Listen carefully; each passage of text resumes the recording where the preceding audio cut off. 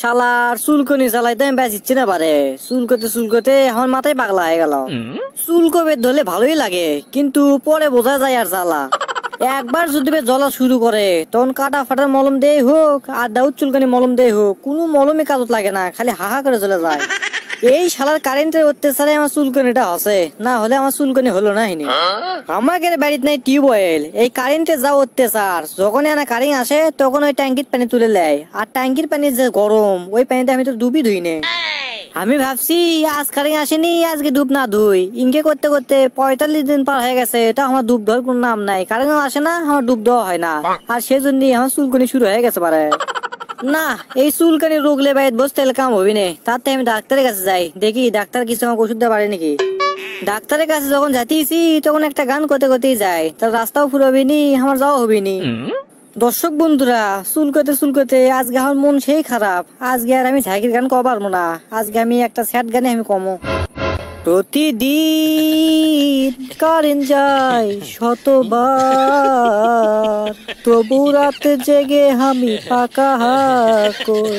আমি চেষ্টা করেছি মেলা ডুব দেওয়ার জন্য, কিন্তু আমি ব্যর্থ হছি, আর সেজন্যই আমার চুলকানি। আমি এখন কি করি দর্শক, আমি এখন কি করি? ডাক্তারের কাছে তো যাচ্ছি পারে, কিন্তু চুলকানি ডাক্তার যে কোনডে সেটা তো আমি জানি নে। তার থেকে বরং আমি ঠান্ডু ভাইয়ের দোকানত যাই, যাই আমি কমনি যে চুলকানি ডাক্তার কোনডে, উনি তো সবই জানে। যাই যাই ওর কাছে যাই।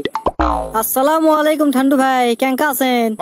ওয়ালাইকুম আসসালাম বাবা, ভালো আছি। বাস্তে রে, তুই কোন গুটি বিন্দাচ্ছু? এই ঠান্ডু ভাইয়ের দোকানে তারা আরেক বিপদ, কথা কথাই মেলা সময় লাগে। ঠান্ডু ভাই সেরকম গরম পড়ছে, আর আমার চুলকনিও হচ্ছে সেরকম, ওই জন্যই আমি এখানে কি ব্যান কয় ওটা পড়ছি, ওটা ল্যাঙ্গুটি লয় কিন্তু। কি রে, তুই আমার কথা আমার কপি করে কোষ, তার মানে এটা তোতুক ধরে আমি সরামো? ঠান্ডু ভাই তুমি আমাকে পরে সরাওনি, তুমি কত চুলকানি ডাক্তার গুটি বসে? চুলকানির ডাক্তার তো ধাপের হাট। ধুর সোরা, ধাপের হাট লয়, ধাপের হাটের ওটি গাড়ির চড়ে বউ বউ বউ বউ বগুড়ত। হ হ, এবার তুই ঠিক কছি। তুই ঠিক করছু। দূর বাড়া, তোমার সাথে কথা কথে হাত লেগে যাবি, তুমি তার থেকে কাগজত লিখে দাও তো। দে আচ্ছা জনের কাছে গেছো ডাক্তারের ঠিকানা লেবার, 1 ঘন্টা আমার গোটালি মার গেল। যেটাই হোক সেটাই হোক, তাও তো ডাক্তারের ঠিকানা পাওয়া গেল, এখন যাই ডাক্তারের কাছে যাই। আসসালামু আলাইকুম ডাক্তার সাহেব। ওয়ালাইকুম আসসালাম, আসো বসো, কও তোমার কি সমস্যা? ডাক্তার সাহেব গোটাল শরীর আমার চুলকতে আমি একবার রক্তাক্ত করে ফেলেছি ডাক্তার সাহেব, আমার আর কিছুই ভালো লাগছে না, জ্বলে যাচ্ছে পুড়ে যাচ্ছে ডাক্তার সাহেব। কে কাম দিছে? তুমি জিঙ্গা করে কচ্চা মনে কি হসে? ডাইরেক্ট কলি হয় যে তোমার চুলকানি হসে। কে ডাইরেক্ট কলিবি কে? আপনি বুঝতে পারেন না, আপনি হচ্ছেন চুলকানির ডাক্তার, আপনি কে এত ভাঙ্গে কোয়া লিখবি? আগে বসেছিলেন ধাপের হাটো, তার এখন বসেন বগুড়ত। বেশি পাটলেন না, পাটের দাম কিন্তু বেড়ে গেছে। এই আদে ধরো, প্রেসক্রিপশন করে দিছি, এই ওষুধগুলো তুমি কিনে নেবা। এক ঝাড়িতে দেখেছি ডাক্তার সাহেব ভালো হয়ে গেছে পারে, তে কি ওষুধ দিলেন?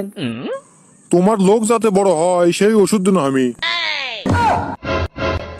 এই ওষুধ যদি তুমি কিনে খাও তাহলে তোমার লোক বড় হবি, আর সেই লোক দিয়ে তুমি পিঠটি চুলকান পারবা, হাতে যত যা আছে সব কিছু তুমি চুলকান পারবা, ক্ষয় হবি আবার ক্ষয় পূরণ করে হেল দিবে এই ওষুধ। ডাক্তার সাহেব আপনি কি আমার সাথে মস্করা করেছেন?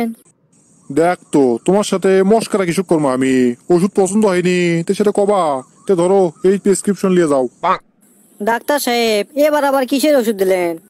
ঘুমের ওষুধ দিছি, ভাত খাওয়ার পরে 1 পাতা করে খাবা, আর সারাদিন আর রাত মিলে একবার কাভার হয়ে যাবি, কোনো প্রকার চেতন পাবা না, চুলকানো তোমাকে লাগবে না। পরের দিন আবার যখন চেতন পাবা তখন ওই ভাত খাওয়ার পর 1 পাতা একবার ঘুমের বই মেরে দেবা, মেরে দিয়ে পরের দিন আবার মনে করো যে ঘুমের থেকে উঠবা, বুঝলি ব্যাপারটা?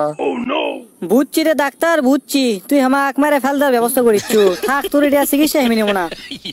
কে এখন উঙ্গা করিস কে? আমার সাথে খারাপ ব্যবহার করবো না তাহলে তুমি কি হবি? এখন চুলকানি থাক, সারাদিনে আর চুলকো।